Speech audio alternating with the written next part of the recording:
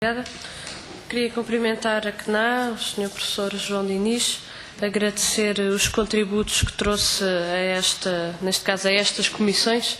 mas neste trabalho de especialidade sobre a Lei dos Solos e a Lei de Bases de Ordenamento do Território e Urbanismo. Registamos o fato desta entidade e desta instituição, embora tendo em conta inclusivamente a sua representatividade no nosso país, não ter sido ouvida pelo Governo na fase anterior à apresentação da proposta de lei aqui na Assembleia da República, como ouviu outras estruturas da área, e na nossa opinião, de facto, houve aqui, é mais um registro e um comentário do que outra forma, mas houve aqui, de facto, uma seletividade das entidades a ouvir, que na nossa opinião não nos parece positivo, nem tendo em conta o regime democrático que assim deva ser. De qualquer das formas, a Assembleia da República, e na nossa opinião, bem entendeu ouvir a CNA e agradecemos por isso os contributos que aqui nos trouxeram. Em relação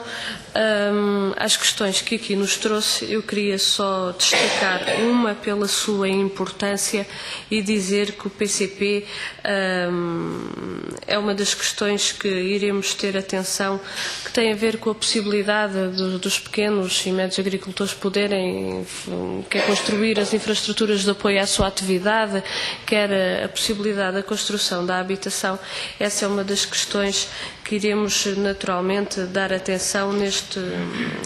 processo, atendendo efetivamente à questão que nos colocam e à importância que tem, e compreendemos naturalmente essa necessidade que é colocada. As questões que gostaria de colocar são duas ou três, e uma primeira questão tem a ver de facto com uma questão por todos nós assumida, não é? O solo como recurso, um recurso finito e que evidentemente deve ser salvaguardado para as gerações futuras e que obviamente deve contribuir para o desenvolvimento do país. E quando nós falamos em salvaguarda para as gerações futuras,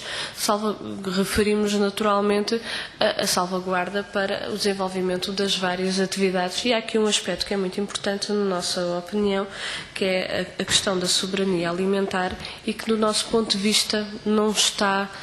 de forma alguma salvaguardado nesta lei. Aliás, da leitura da análise que fizemos da proposta de lei do Governo, a atividade agrícola ou o setor primário no nosso ponto de vista, não é tratado da forma como deveria ser tratado para a garantia destas atividades no futuro. Para além de que os aspectos relacionados, e esta é também uma crítica que temos vindo a fazer no que tem a ver com as matérias de solo, esta lei, para além dos seus princípios, não haver um aspecto específico à atividade agrícola, não há depois também uma definição das funções sociais do solo. E este é um aspecto que nós consideramos de uma falha grande desta lei e que coloca em causa naturalmente as suas próprias funções e a sua própria salvaguarda. Outra questão que gostaria de colocar e de certa forma está relacionada com esta,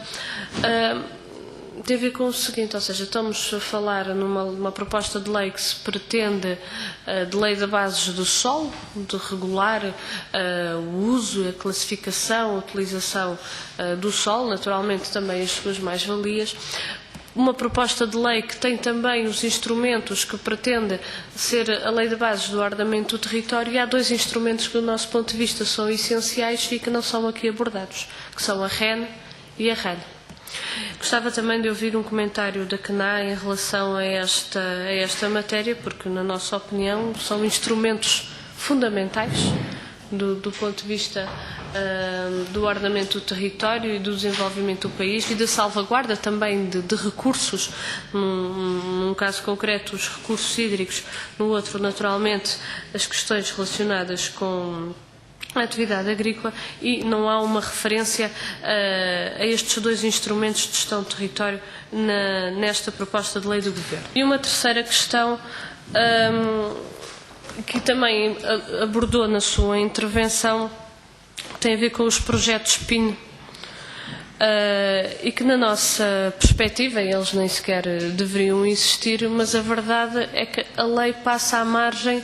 de tudo isto. Passa à margem, o que quer dizer com isto? Ou seja, os projetos PIN é que passam à margem desta lei e podem continuar a ser impostos e não respeitar qualquer tipo de ordenamento de território, nem qualquer tipo de salvaguarda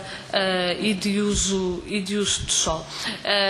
Estas eram as questões que gostaria de abordar e que gostaria de um comentário por parte da CNA em relação a estas matérias.